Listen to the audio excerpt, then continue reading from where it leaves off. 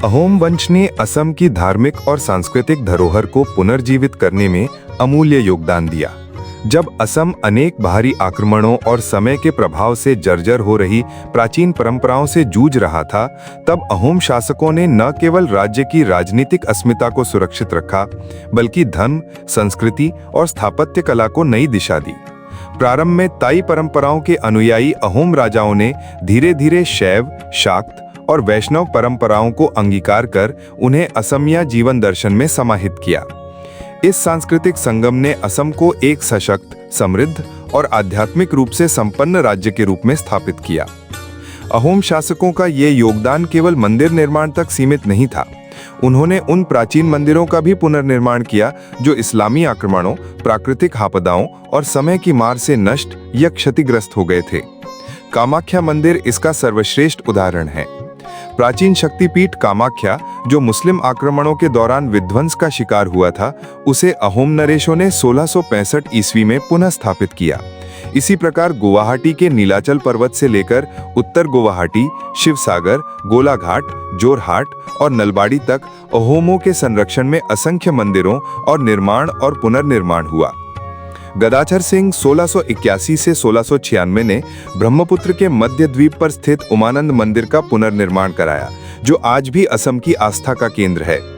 प्रमत्त सिंह 1744 से 1751 ने गुवाहाटी में प्रसिद्ध शुक्रेश्वर मंदिर का निर्माण किया, जो मृत्यु के उपरांत मोक्ष प्राप्ति के लिए विशेष माना जाता है।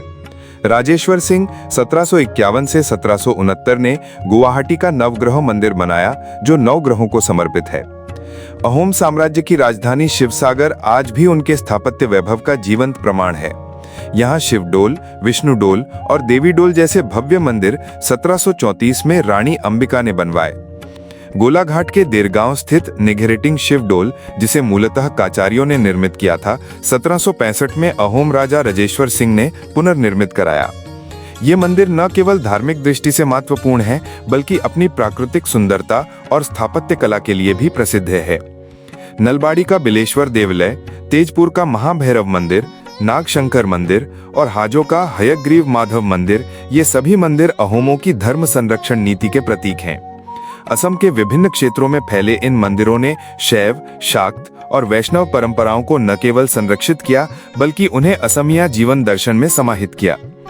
अहोम शासकों ने जहां एक और हिंदू सांस्कृतिक विरासत को सहेजा, वहीं दूसरी ओर उन्होंने इस्लामी आक्रमणों का डटकर सामना किया। वे केवल योद्धा नहीं थे, बल्कि धर्म और संस्कृति के संरक्षक भी थे। आज कुछ असामाजिक तत्व ऊपरी असम और निचली असम जैसे झूठे द्वंद्व खड़े कर अहोमों के योगदान को नकारने का प्रयास करते हैं, लेकिन इतिहास साक्षी है कि अहोमों ने असम की समग्र सांस्कृतिक धारा को जोड़ने का काम किया। उनका योगदान किसी क्षेत्र या संप्रदाय तक सीमित नहीं था, यह पूरे असम की सामूहिक अस्मिता का आधार था। अहोमों के संरक्षण में निर्मित और पुनर्निर्मित मंदिर न केवल आस्था के केंद्र बने, बल्कि उन्होंने असम की स्थापत्य कला, मूर्तिकला और सांस्कृतिक उत्कर्ष को नई ऊंचाइयों तक पहुंचाया। इन मंदिरों में निहित शिल्पकला आज भी उनकी दूरदर्शिता, धार्मिक श्रद्धा और सांस्कृतिक प्रतिबद्धता का प्रमाण है। इस प्रकार अहोम वंश ने न केवल मंदिरों का पुनर्निर्माण किया, बल्कि असम की आत्मा को सहेजा, उसका मान सम्मान बढ़ाया और आने वाली पीढ़ियों के लिए एक अमर धरोहर छोड़ी।